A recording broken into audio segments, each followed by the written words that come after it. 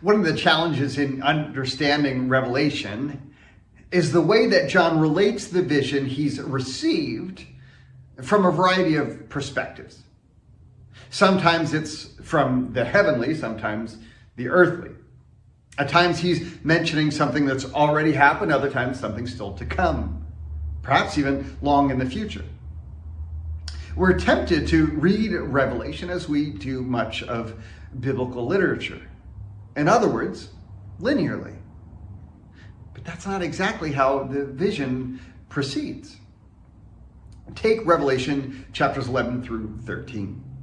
In chapter 11, we're introduced to two witnesses, or lampstands, that I suggested represent the church. John tells us, now when they have finished their testimony, the beast comes up from the abyss, will attack them and overpower and kill them. Summarize it simply, the beast, who admittedly we don't know much about at this point, is making war on God's people. Revelation 12, as we saw, the perspective shifts to the cosmic, with Satan, now called the dragon, making war in heaven. As we saw, the chapter concludes with the dragon going off to wage war against the rest of her, that is the woman's offspring, those who keep God's commands and hold fast their testimony about Jesus.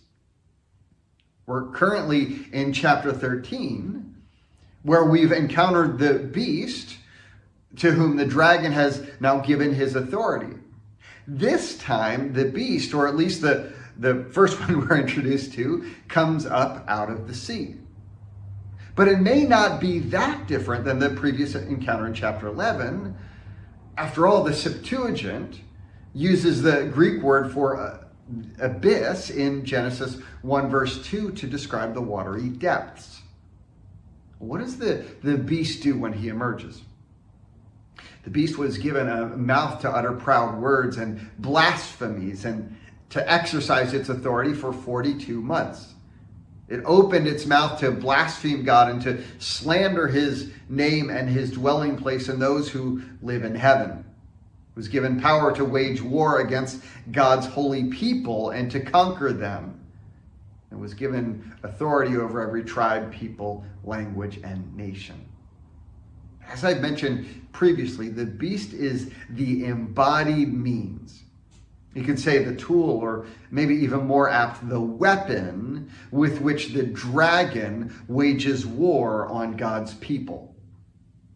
In chapter 12, we're told that the dragon commands an army of demonic angels with which to battle. Yes, and the dragon also uses the beast. Now, the identity of the beast I alluded to last time is probably, first and foremost, Rome. Not only because the beast arises from the sea. In verse 3, we're told one of the heads of the beast seemed to have had a fatal wound.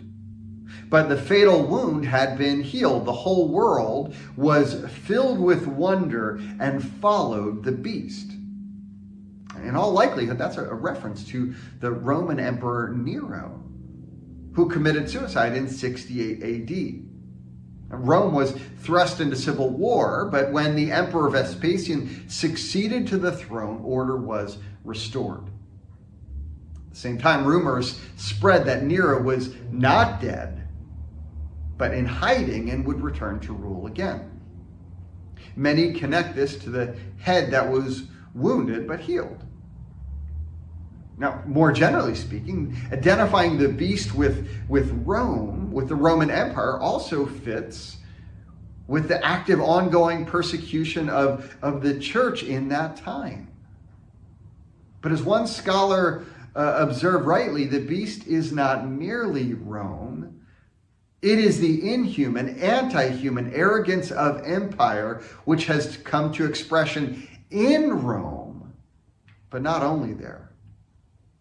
All who support the cultural or civil religion in or out of the church, however lamb-like they may appear, are agents of the beast.